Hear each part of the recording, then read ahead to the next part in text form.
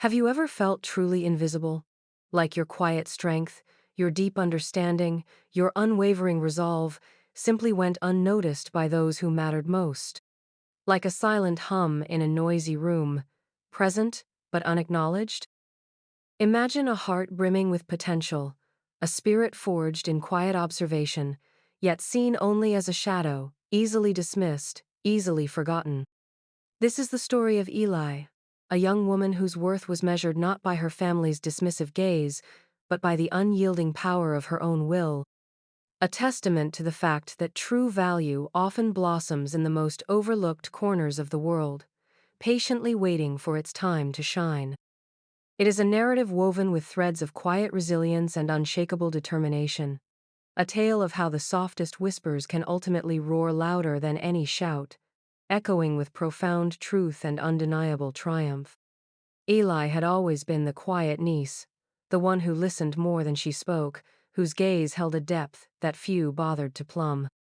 In a family that prided itself on boisterous declarations and theatrical displays of affection, Eli was an anomaly, a still pool amidst a turbulent river. She observed, she absorbed, she understood, but her insights were rarely sought, her opinions seldom valued. Her grandfather, a man of quiet wisdom himself, had been the sole exception, recognizing the unique light that flickered within her. He was her anchor, her confidant, the one person who saw beyond her unassuming exterior to the vast, rich landscape of her inner world. His passing, sudden and heartbreaking, left a void that echoed through the old family farmhouse, a sprawling, eccentric structure that had stood sentinel over generations, bearing witness to joys and sorrows, laughter and tears. Its weathered planks and creaking floors held 1,000 memories for Eli, a sanctuary of her childhood, a place where she had felt most at peace, most herself.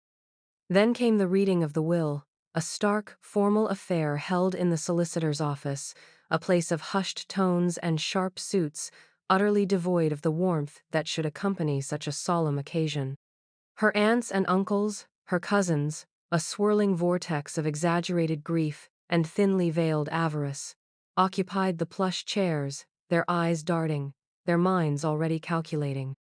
Aunt Clara, a woman whose every utterance was a pronouncement, a self-appointed matriarch of the family's dwindling fortunes, sat imperiously, her gaze sweeping over the assembled relatives, lingering dismissively on Eli. Eli sat apart, a solitary figure on a stiff wooden chair, her hands clasped in her lap, her posture straight, her quiet dignity a stark contrast to the performative anguish around her. When the solicitor's voice droned through the clauses, detailing the division of the grandfather's modest estate, Eli's name was mentioned only once, a fleeting acknowledgement of a nominal sum, a mere pittance compared to the significant portions bequeathed to her cousins, particularly Marcus, who preened with a smug self-satisfaction. The beloved farmhouse, the very heart of their family history, was to be sold, its proceeds split evenly amongst the deserving heirs. No one considered Eli's deep connection to the land, her quiet devotion to the old house's spirit. She was seen as inconsequential, her feelings deemed irrelevant, her future an afterthought. A wave of profound hurt washed over Eli, sharp and sudden, but beneath it, a quiet, resolute spark began to glow, a flicker of defiance that promised to ignite into something fierce and unyielding. The injustice was a bitter pill, but it also crystallized a truth she had always suspected. Her path would be her own, forged not by family legacy, but by her own hands, her own unwavering will. The family, buoyed by their newfound, albeit fleeting, wealth, plunged headlong into a carnival of conspicuous consumption and reckless abandon. Marcus, with his swaggering confidence and an inherited disdain for genuine work, bought a sleek, unnecessary sports car, its engine roaring like a hungry beast, a stark symbol of his newfound, superficial status.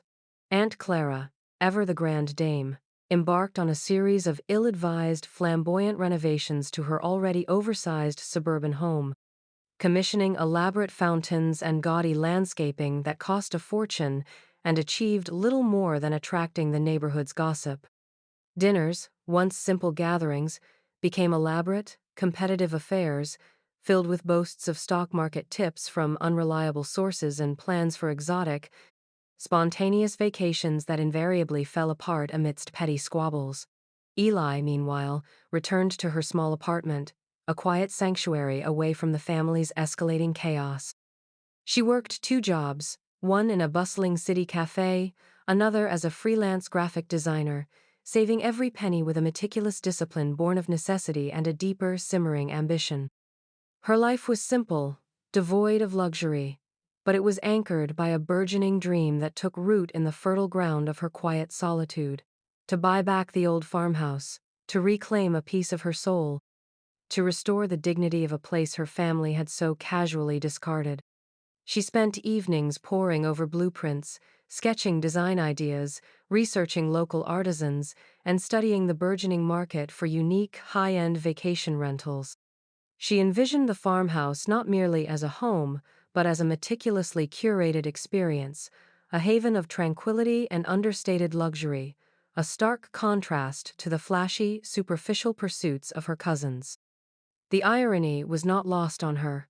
While they squandered their inheritance on fleeting pleasures and empty displays, she was building a foundation, brick by painstaking brick, for a legacy that would truly last. As the months wore on, the whispers of financial trouble began to ripple through the family's carefully constructed facade of prosperity. Marcus's sports car gathered dust in the driveway, its loan payments becoming a crushing burden. Aunt Clara's grand renovations spiraled wildly over budget, leaving her with half-finished projects and mounting debts. The inherited money, once a vast ocean, had dwindled to a stagnant puddle, drained by impulse and arrogance.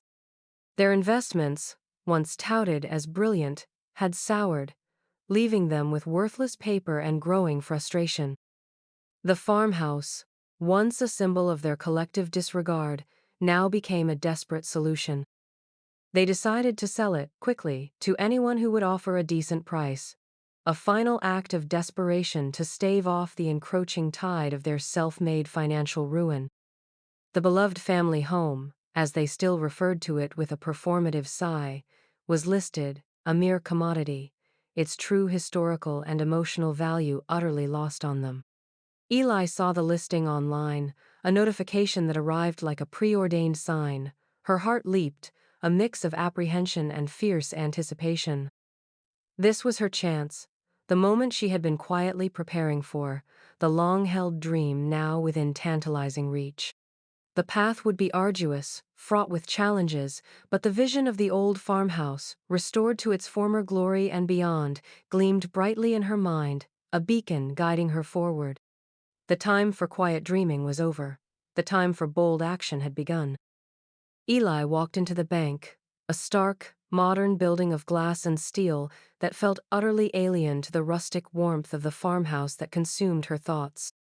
She felt the weight of expectations, the judgment in the air, but she carried herself with a quiet, unyielding purpose. She was there to meet Mr. Sterling, the senior loan officer, a man whose reputation for shrewdness preceded him, a gatekeeper of capital, a arbiter of dreams. Mr. Sterling, a man whose sharp suit seemed to be made of skepticism, sat across from her, his fingers steepled, his eyes narrowed, assessing her not as a person, but as a risk profile. He saw her simple attire, her understated demeanor, and immediately dismissed her as a low-income applicant with an unrealistic, perhaps even whimsical, ambition.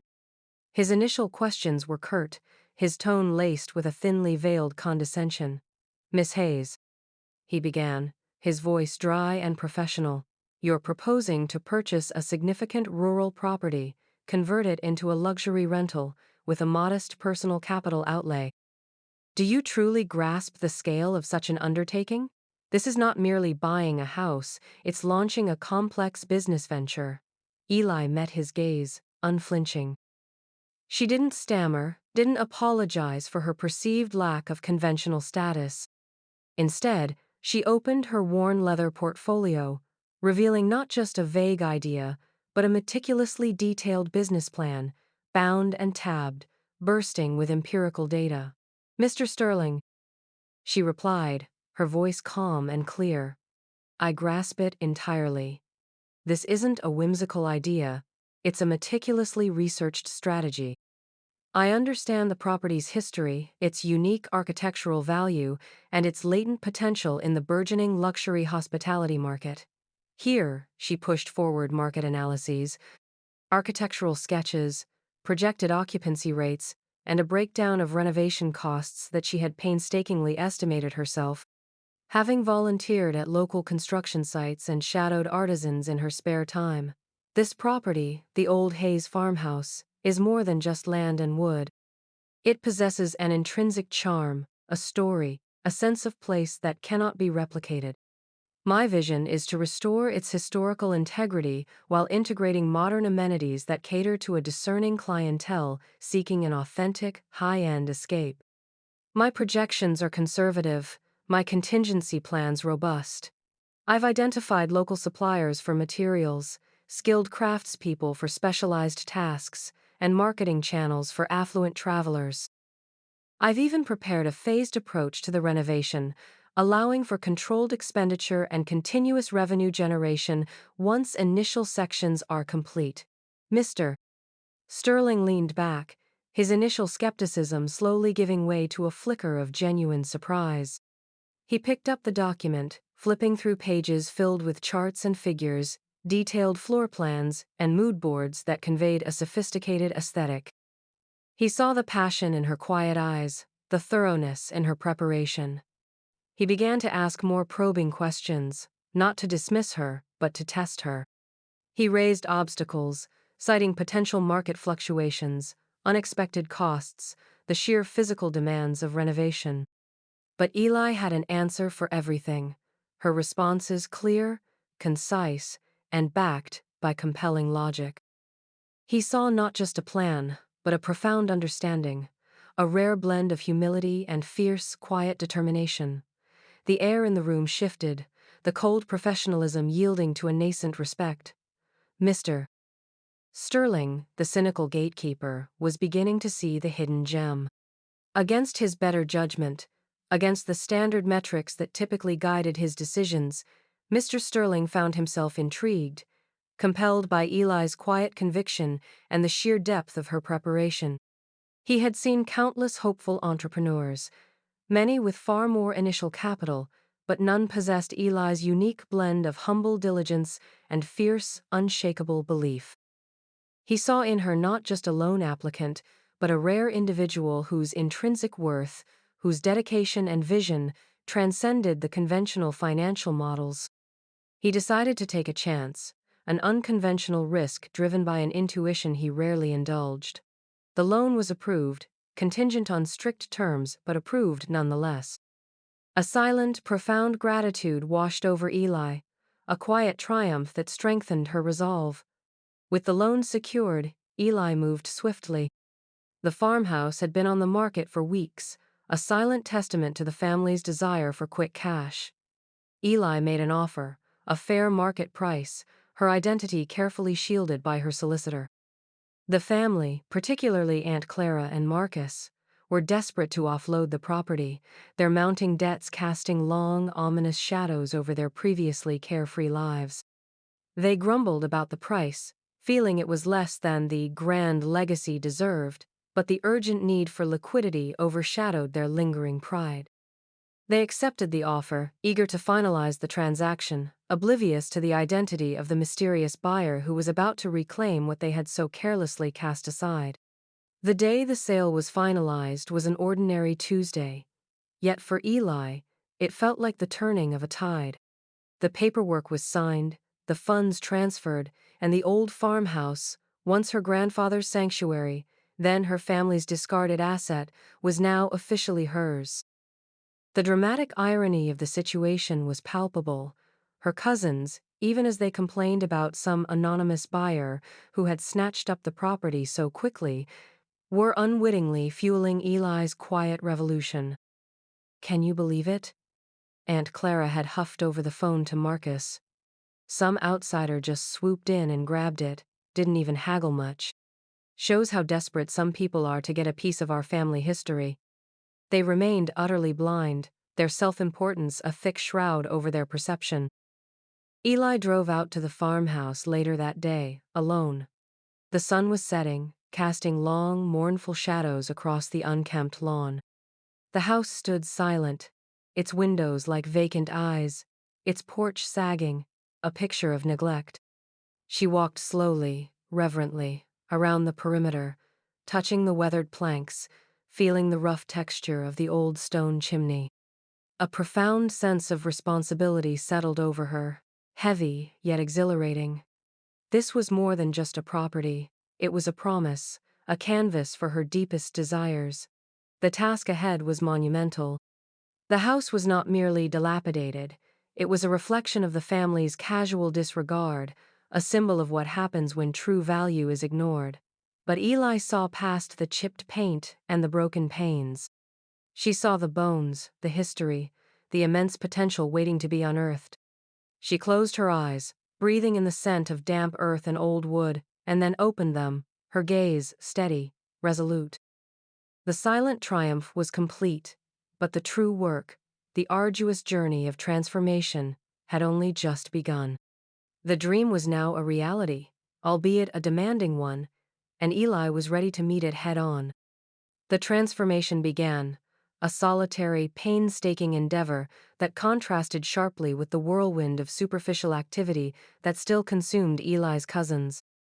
While Marcus was busy trying to secure a second, ill-advised loan for a fleeting business venture that promised quick riches but delivered only deeper debt, and Aunt Clara fretted over the rising costs of her half-finished garden statues, Eli was immersed in the raw, physical labor of renovation. She donned work clothes, her hands calloused, her face smudged with dust and paint. She tore down crumbling plaster, revealing the sturdy, hidden framework beneath. She sanded old floorboards until the rich, original wood gleamed with a newfound warmth. Each swing of the hammer, each stroke of the paintbrush, was imbued with a quiet determination, a silent act of reclamation. The challenges were immense, a relentless barrage of unexpected structural issues, outdated wiring, and leaky pipes that seemed determined to test her resolve. There were moments of doubt, whispered worries in the quiet of the empty rooms late at night, when the sheer scale of the undertaking felt overwhelming. Financial strains, despite her careful budgeting, constantly loomed, demanding creative solutions and even greater sacrifices. Yet, Eli's resilience shone through every obstacle. She wasn't merely renovating a house, she was rebuilding a piece of herself, laying bare her own strength and ingenuity. She learned new skills with an astonishing aptitude, absorbing knowledge from online tutorials, from old architectural books, and from the occasional, invaluable advice she gleaned from local hardware store owners who quickly came to respect her quiet dedication. She learned to lay tiles, to mix mortar, to identify the subtle signs of wood rot, becoming a master of practical application, her hands gaining a new language of creation. The house, under her tireless effort, began to shed its worn skin, emerging from its neglected state with a renewed sense of purpose. It was a symbiotic transformation. As the farmhouse came back to life, so too did Eli, her spirit growing stronger, more confident, more defined with every nail hammered, every wall erected. The crumbling edifice, once a symbol of the family's disinterest and decay, was steadily becoming a beacon of Eli's unwavering vision and her extraordinary hard work, a physical manifestation of her inner strength. Mr. Sterling, true to his word, would conduct periodic check-ins, initially for the sole purpose of monitoring the loan's progress and ensuring the investment was secure. But as the months passed, his visits evolved. He would observe Eli, covered in dust, meticulously measuring a new countertop or discussing plumbing layouts with a contractor. He saw her dedication, the quality of her work, the quiet fervor in her eyes, and his initial, purely professional interest began to transform into genuine admiration. He started offering subtle advice, connecting her with reliable suppliers, sharing insights into property management, his expertise becoming a silent, invaluable form of support. He had taken a risk on Eli, and now he watched with quiet satisfaction as she steadily proved him right, not with grand pronouncements, but with the eloquent language of diligent, tireless effort. Eli's meticulous attention to detail was not merely professional, it was a deeply personal expression of her artistic sensibility and her profound respect for the old farmhouse. Every choice, from the reclaimed wood beams that now spanned the soaring ceilings to the artisanal tiles hand-selected for the bathrooms, spoke of her passion for design, her unwavering commitment to quality, and her innate understanding of what made a space truly special. She spent hours researching the history of the house, ensuring that modern comforts were seamlessly integrated without sacrificing its authentic, rustic charm. She sourced local materials wherever possible, not only supporting the community but also imbuing the renovation with a sense of place, a connection to the very earth it stood upon. When specialized skills were required, intricate masonry, delicate plasterwork, or custom cabinetry, she worked alongside the artisans, learning from them, ensuring every detail aligned with her exacting vision. Her presence on site was constant, her hands-on approach relentless. The farmhouse, once a tired, overlooked relic, slowly began to shed its worn skin, revealing its inherent beauty, enhanced by Eli's careful stewardship. The sagging porch was fortified, the peeling paint replaced by rich, earthy tones that blended with the surrounding landscape. Inside, the dark, cramped rooms were opened up, bathed in natural light that poured through new, energy-efficient windows, illuminating the intricate details of the original woodwork that Eli had patiently restored. The kitchen, once a dated utilitarian space, became a warm, humming heart of the home, a blend of state-of-the-art appliances and vintage farmhouse charm. Each room was curated with a thoughtful blend of antique finds and bespoke pieces, creating an atmosphere of understated luxury and inviting warmth. As the renovation progressed, whispers began to ripple through the family's social circles, faint at first, then growing louder. "Have you heard?" One cousin might ask another over brunch. "That old Hayes farmhouse is being completely redone. Looks incredible from the road." Another would chime in, "Yes, I heard some wealthy developer bought it. Apparently, they're turning it into some high-end retreat."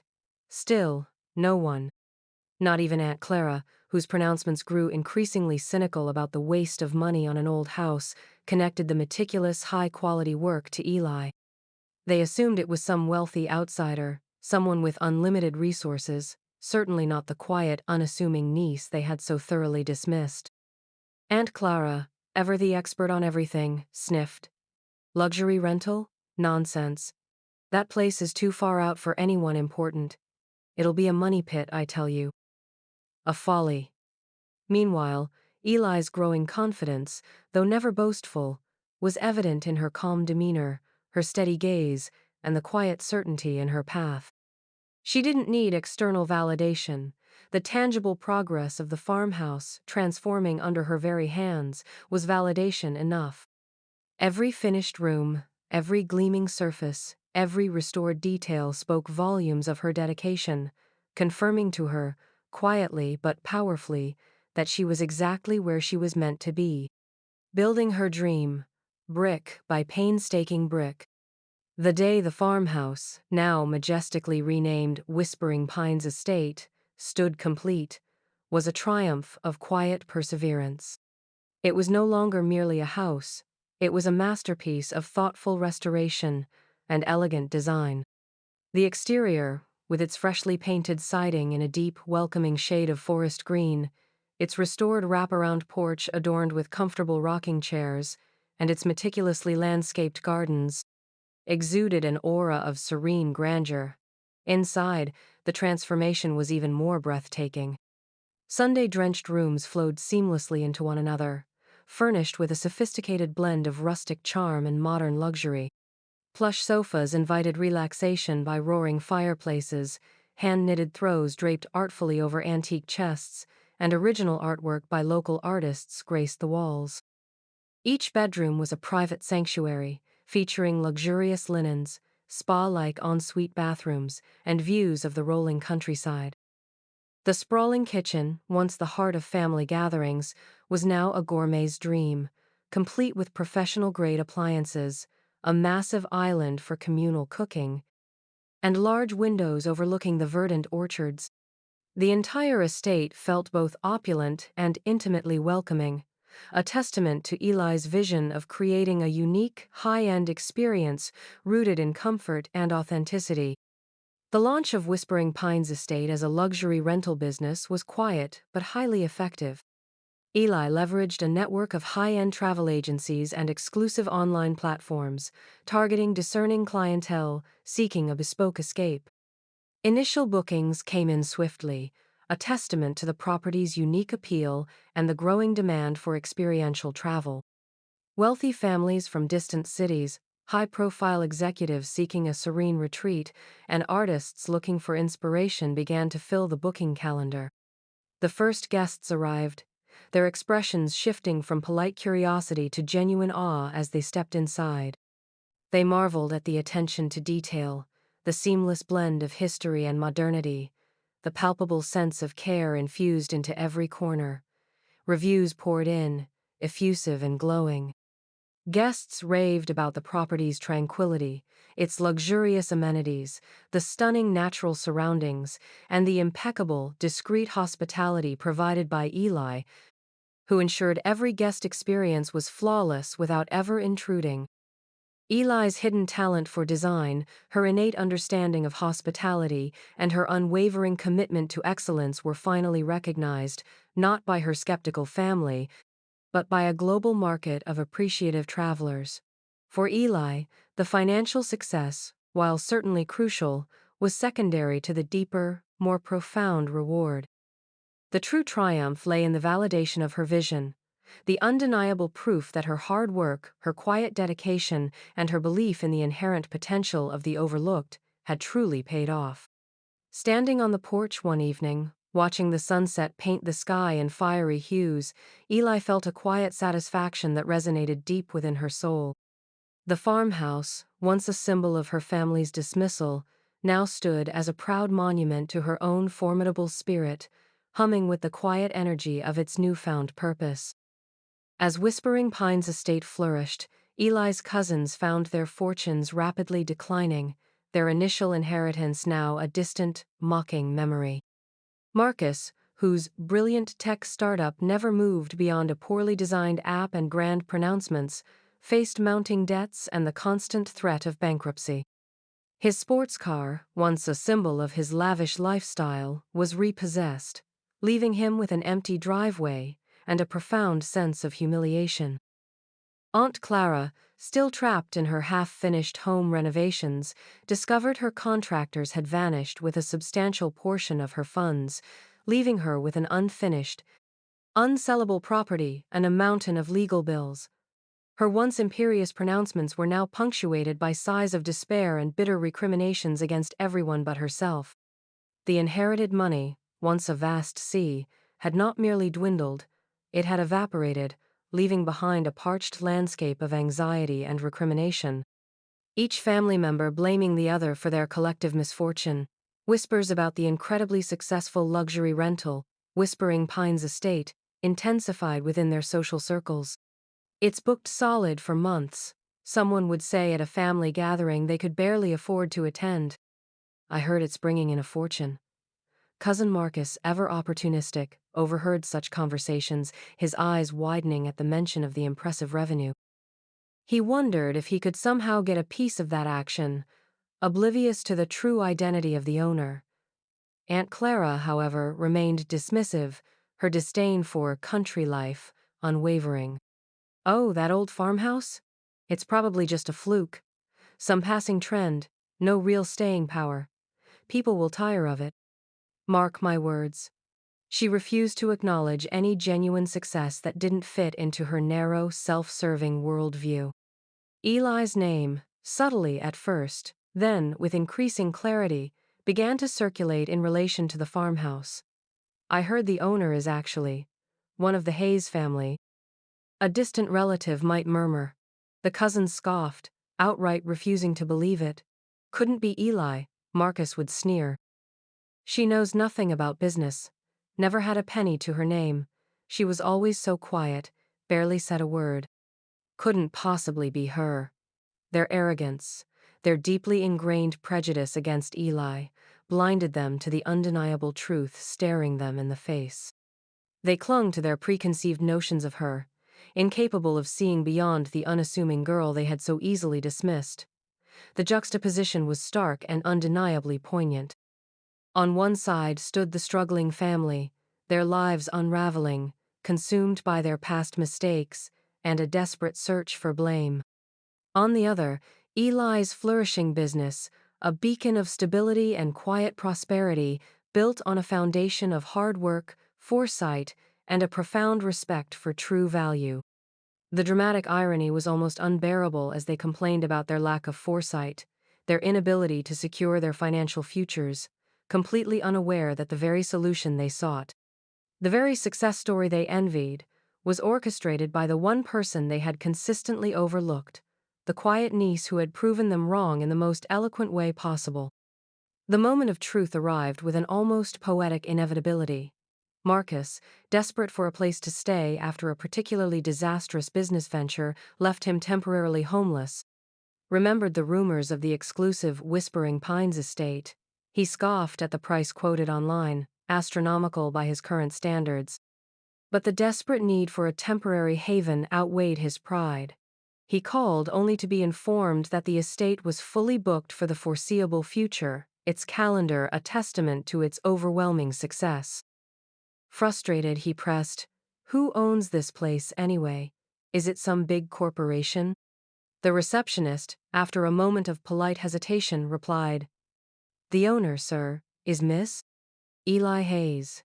Marcus dropped the phone, the name echoing in his ears, a chilling, impossible realization. Simultaneously, Aunt Clara, facing foreclosure on her half-finished home, had, in a moment of utter desperation, reached out to a family lawyer for advice, only to be told that the only family member seemingly thriving was Eli Hayes, the owner of a highly profitable luxury estate. "Eli?" Aunt Clara had shrieked, her voice trembling with disbelief and a rising panic. That little Eli? Impossible. The family, their collective world crumbling around them, could no longer ignore the undeniable truth. They organized a hurried, tense confrontation, descending upon Eli's beloved Whispering Pines estate like a flock of disoriented vultures, their faces a mix of shock, disbelief, and simmering resentment. Aunt Clara, her usual imperiousness now laced with a desperate edge, led the charge, Marcus trailing behind, his bravado replaced by a palpable shame. "Eli, is this true?" Aunt Clara demanded, her voice shrill, her eyes darting around the exquisitely furnished living room, taking in every detail of the luxury she now envied. "You own this? Why didn't you tell us? How did you? How could you?" She almost spat the last word, the implied accusation of deception hanging heavy in the air. Marcus, finding a sliver of his old arrogance, interjected, "And why are your prices so high? You know we're family. You could at least offer us a discount, or help us out." Eli stood before them, calm and dignified, utterly unruffled by their frantic energy. She didn't gloat, didn't revel in their discomfort, though the dramatic irony of the moment was profound. Her voice was steady, clear, imbued with the quiet authority she had earned through tireless effort. "I didn't tell you, Aunt Clara, because you never listened. You dismissed me, just as you dismissed the true value of this house. You saw only what was convenient, what served your immediate desires, not what truly existed beneath the surface." She paused, her gaze sweeping over their bewildered faces. "This estate, this business, was built brick by painstaking brick, with my own hands, my own savings, and a vision you were all too quick to scoff at. While you were squandering your inheritance on fleeting pleasures and ill-conceived ventures, I was working, planning, learning, believing in the potential of this place." In the enduring value of hard work and foresight, Eli walked over to a window, gesturing towards the thriving gardens. This house was more than just property. It was a legacy, a living piece of our history. You chose to liquidate it, to turn it into mere cash, failing to see its true, profound worth. I chose to reclaim it, to restore its dignity, and to build something sustainable and beautiful from its foundation. She didn't offer help, didn't extend a lifeline, for that was not her role. Instead, she offered a subtle, yet powerful, lesson in self-reliance, in the profound difference between perceived value and true worth, leaving them to grapple with the stark reality of their own short-sightedness and their devastating errors in judgment. The antagonist, Aunt Clara and Marcus, stood silenced, their faces a tapestry of shame, anger, and a dawning, terrible realization that their skepticism had been utterly, profoundly, and irrevocably proven wrong. Eli continued to thrive, her success with Whispering Pines Estate becoming a beacon in the region, a testament to what quiet dedication and unwavering vision could achieve.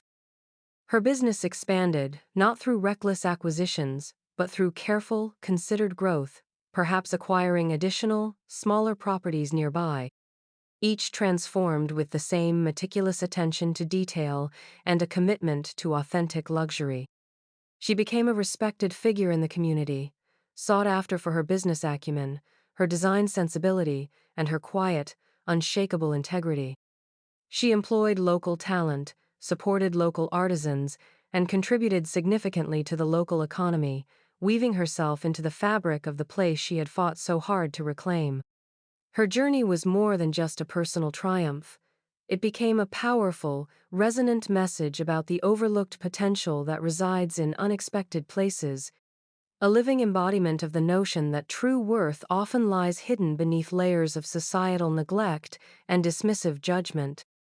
Eli's story was not one of revenge, but of quiet vindication, a profound statement on the enduring power of hard work, perseverance, and a steadfast belief in oneself, even when others refused to see. The farmhouse, Whispering Pines Estate, stood proudly on the hill, not just a successful business, but a monument to Eli's vision. It was a place where the family's legacy, their history, had almost been lost, frittered away by arrogance and short-sightedness, but was instead reclaimed, restored, and elevated to something far grander and more meaningful by the one they had ignored, the quiet niece who had understood its soul more than any of them. It was a powerful reminder that value is not always found in the loudest voices or the grandest gestures, but often in the quiet, unassuming depths of a determined heart. The old walls, once witness to years of neglect, now hummed with the joyful energy of satisfied guests, each one a testament to Eli's extraordinary achievement. They whispered stories of transformation, of resilience, of the silent revolution that can occur when one individual dares to believe in what others cannot see, when they dare to nurture a dream against all odds, and when they possess the quiet courage to bring that dream to fruition, patiently and painstakingly. So, what is the profound truth Eli's story reveals to us? It is a powerful reminder that true value is not always visible on the surface. It is often found not in loud declarations or flashy displays of inherited wealth, but in the quiet strength of character, the meticulousness of preparation, and the unyielding will to build something meaningful, brick by painstaking brick, even when no one else believes in your capacity. This story reminds us that the greatest treasures are often hidden gems, waiting for the right person to recognize their inherent worth and polish them until they shine with undeniable brilliance. It teaches us the profound lesson that success is not merely about accumulating possessions, but about cultivating purpose, about transforming challenges into opportunities, and about honoring the potential within ourselves and in the world around us. It is a testament to the fact that those who are often overlooked, the quiet ones, the unseen, frequently possess the deepest reserves of insight, resilience, and revolutionary vision. Their silence is not emptiness, but a fertile ground where powerful dreams take root and blossom into extraordinary realities. This story urges us to look deeper, to see beyond superficial appearances, to truly value the intrinsic worth of every individual, regardless of their perceived status or circumstance. It challenges us to question our own biases, to recognize the quiet courage of those who work diligently in the shadows, and to understand that the greatest impacts are often made by the hands that are most willing to toil, unseen and unpraised, until their masterpiece finally stands revealed. Share this story with someone who needs to be reminded that their worth is not defined by external validation, but by the fire within. Comment below with your own stories of hidden potential finally realized. And remember, the quietest voices often hold the most profound truths. Listen closely, and you might just hear the whisper of your own hidden greatness calling you to action.